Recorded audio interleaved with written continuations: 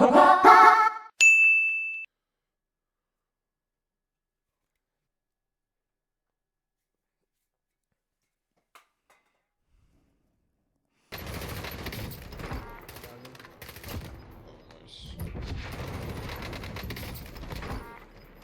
another, straight northeast.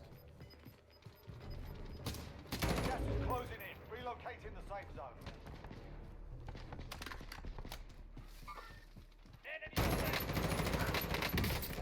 Target sighted. Oh, no. Pulled ahead. Biplane R2D stays pulling ahead.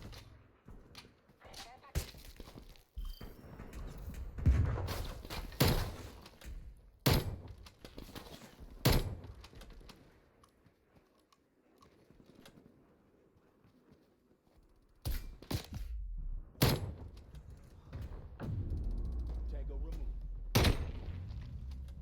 What's happening, ladies and gentlemen, to the well-awaited Call of Duty Black Ops Cold War game review. It's been a minute since I've done a game review, but this definitely has been one I've been definitely craving for. The reason I say that is because Black Ops Cold War fundamentally is not a bad game, but there's some things that make it a bad game. The campaign is one of the first things we're going to be talking about, and yes, we will get to the multiplayer here very soon, as well as zombies and Dead Ops Arcade. So, what is some of the things that I do want to talk about? Well, multiplayer we will get to in a second here.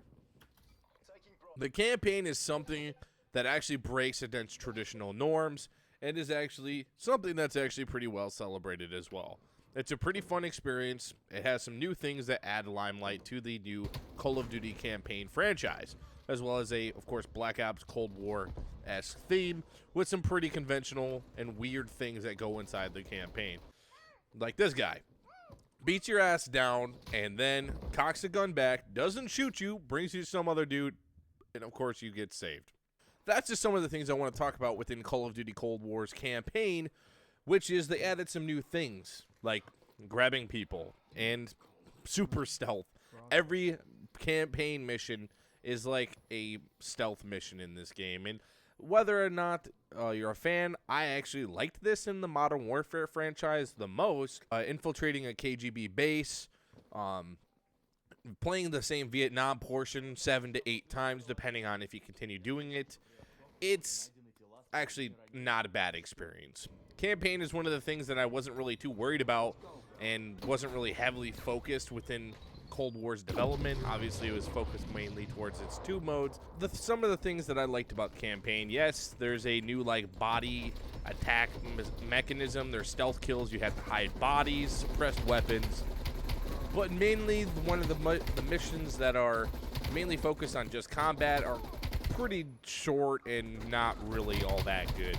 I was kind of excited when I heard Vietnam that was coming into this game, that this game was going to be focused around Vietnam, but there's only one mission, and then the other mission is inside of a memory, which is repeated 8 or 9 times. I didn't mind the campaign, but it's nothing to write home about. Honestly, if I were to kind of talk about certain things, the KGB mission was one of the most interesting and kind of coolest missions ever. There was also one where you start off as an infiltrator and you walk around and you have to do different stuff and break into offices and get key cards. There's also Zakhaev from Modern Warfare, which is obviously someone you should know from the Call of Duty franchise, from Modern Warfare, I should say. So they're kind of clashing in this game, kind of interesting to talk about. Other than that, all the other missions kind of just blur all together. There's nothing really to write home about. So in that regards, Black Ops Cold War campaign, it's all right. The twist I'll actually spoil for you guys, so if you guys don't want a spoiled ending, back out now, as we will be talking about the spoiler right now. So basically, there's a person you attack in the very beginning of the game, trying to get some information. You do get the information, but there's a guy inside a vehicle where he shoots him. You actually, apparently, the CIA blacklit or mind control this guy to try and figure out memories within this, to get memories on this KGB officer, and you basically brainwash him and trying to get in hopes to find this one guy. kind of seems redundant, as if you get a bad ending, it doesn't even matter to begin with, which is really fucking dumb. And I did not get a very good ending. I got like a medium ending, I think, but the true ending I actually have never even seen, so I had to watch a video on it. So I just watched the endings for myself. There's a couple different endings. One is like a bad ending where you kill all the main characters, obviously not canon. There's a ending which I got, which you didn't find the guy, and basically you just Adler kills you in a peaceful way.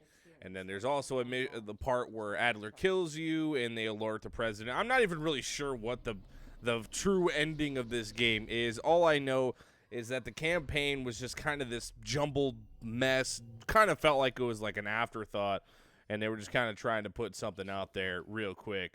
And I'm not a huge fan of it in terms of it being like something spectacular. Obviously, campaigns for Call of Duty have never been something to run home about, but Modern Warfare kind of put that staple, like, this is what a gritty Modern Warfare and campaign for a Call of Duty game can be, and Call of Duty Black Ops Cold War feels like a step back. Although it's not something bad, there's just a lot of things they could have done right. And I would give this about a 7 out of 10 for the campaign.